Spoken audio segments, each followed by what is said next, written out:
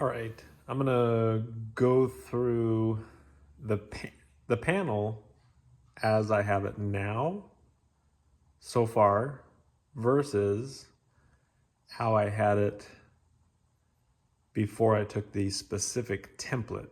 So this is what I thought I was working with just the dimensions in the plan. And this is actually, took me about a half an hour to do a good template of the instrument panel space, and you can see it gets pretty specific over here. This is part of the canopy latch lock mechanism, and then you can see the subtle contours in a couple different places, whereas I just had some raw dimensions up here. Now, before, I thought I was going to keep my KT76 mode C transponder because it works. But if I make a new instrument panel, and we'll talk about that in a minute, I'd have to make two. One for now with that hole, and one for the future if I ever switched to mode S or a different plan form that wasn't this rectangular shape and it was more like this. So some things will be similar or the same. I was planning on using an iPad mini, so that's that shape, size, position. And then my master switch and some of my other switches, and then my circuit breakers. Circuit breakers will probably not make it into the main instrument panel because they actually have their own space in a small panel right below the instrument panel here. Let me just go over this real quick. So I chose to go with trig for both my radio, which includes intercom. So when both the pilot and the passenger, if there is one, use their headphone jacks, which are located above or behind my right shoulder on the rollover structure. You jack in there, it'll be part of the radio system with intercom. So that's great. Very small plan form. In fact, it has an option to mount it as a compact. So you picture the circle, the same 2 1/8, but with the top and bottom kind of chopped off. So the hole would look a lot like that. And the screws are out here at, I think, 100 degrees each versus 45 off of vertical and horizontal axis. Same thing here, the trig mode S transponder with ADS-B out. This is a possible decision that either we'll plan for or might go for, but it's an autopilot, and it uses the 3 1/8 hole. That's why it's bigger. And this is the GRT, Grand Rapids Technologies, I believe, engine information system. This actually uses one wire off of its harness to talk to the eye level, which the eye level is all of my information, my EFIS, so electronic flight information system.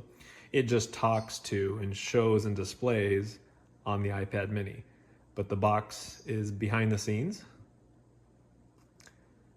After I close out this, I may do a voiceover on a couple of pictures of some of these things versus their drawings that I've made. So this is what the panel is planned to be. I do have the piece of 1/8" foam over there that I'm going to use. I'll probably make 2 panels just because I have plenty of foam and plenty of carbon fiber, which is what I chose to go with for nothing more than really just looks. So we do have some peel ply, and we do have the carbon fiber in there, if you can see that. So that's it, and that's the next project that's also paralleling me tracing all of my wires that come up from the engine bay. Things like exhaust gas temperature probes, cylinder head temperature probes, you know, all that stuff. Engine oil temperature, engine oil pressure, all the wires that come back up from like lighting and strobes, those types of things. So I'm doing a couple things simultaneously. As I said in the earlier part of the video, I was going to go over some of the components that I chose.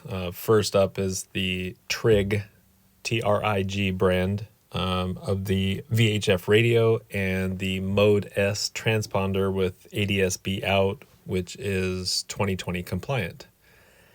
Also, we have the eye level EFIS for pretty much everything. In this case, I can display all of my flight data, artificial horizon, speed, vertical speed, turn and bank coordinator. It has all of those accelerometers and gyros on board. It also is hooked up to both my pitot and my static air. We can also look at weather. We can also look at traffic. We can also jack in from my engine monitor to the eye level to be able to see engine information on the main screen. So it really is everything all in one.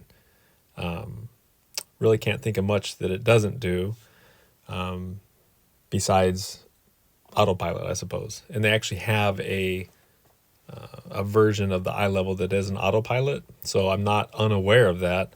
I just chose not to use it. The way it happens to handle the servos and how it's doing it wouldn't really be good for such an efficient plane because the way it hangs some trim tabs off of the existing flight surfaces. So I didn't want to do that.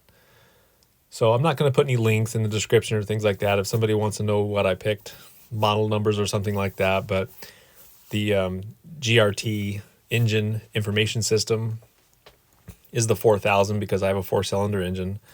The TRIG is the VFR package. And of course, the eye level is the 3AW. So anybody can kind of look that stuff up, and that's pretty straightforward.